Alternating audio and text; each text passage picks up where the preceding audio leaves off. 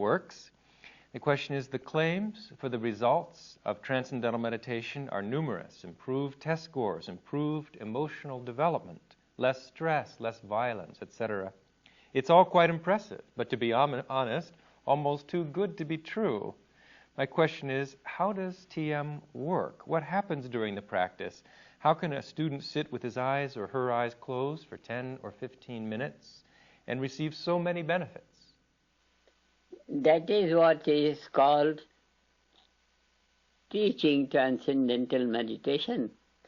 Step by step, the mind is led on to the Transcendental Field. That's all finished. Step by step. It must be too good to be true, because in the world of chaos, in the world of destruction, the talk of saving life, it's like the talk of light in the utter darkness. The talk of light in the utter darkness, that's what I was emphasizing.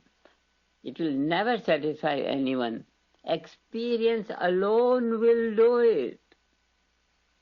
Experience alone will do it, and there are a few thousand teachers of Transcendental Meditation. More are being trained. All the time more teachers are being trained.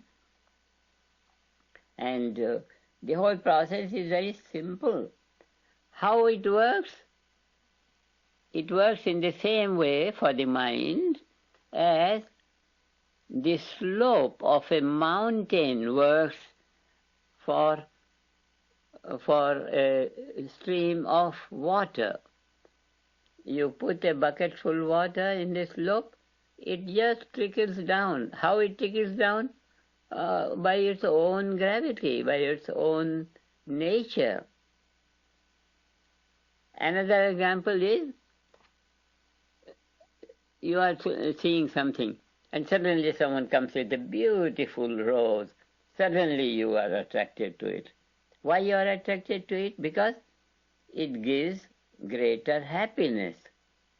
Mind always flows to a field of greater happiness.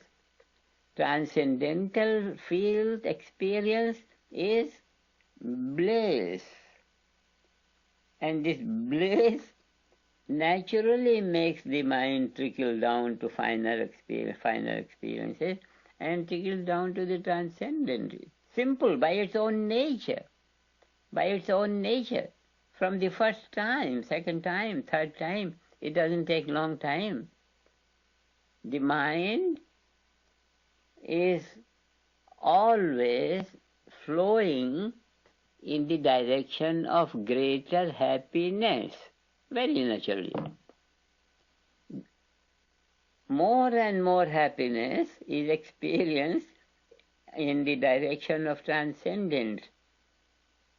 An abundance of happiness is experienced in transcendental consciousness.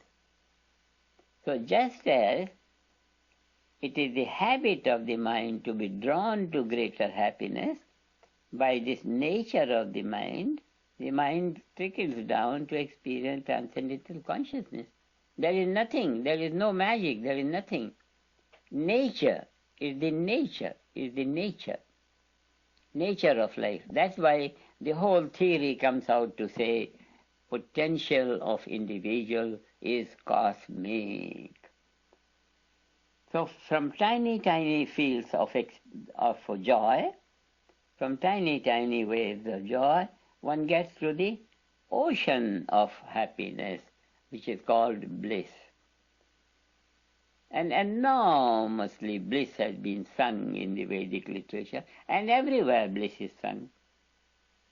Bliss is another name for that light of merciful Father, the same thing, dignity of life, merciful Father.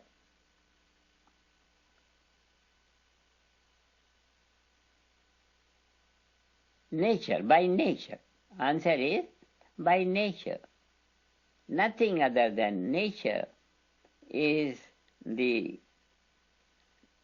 answer to the question how the mind descends down to transcendental. By nature. And how the transcendental creeps into the field of the boundaries by nature, by nature, by nature. Unity in diversity, unity in diversity by nature. Diversity held in unity by nature, by nature, by nature. It doesn't need, not much education is needed, not much, only experience is necessary. Without experience, the whole thing is a gossip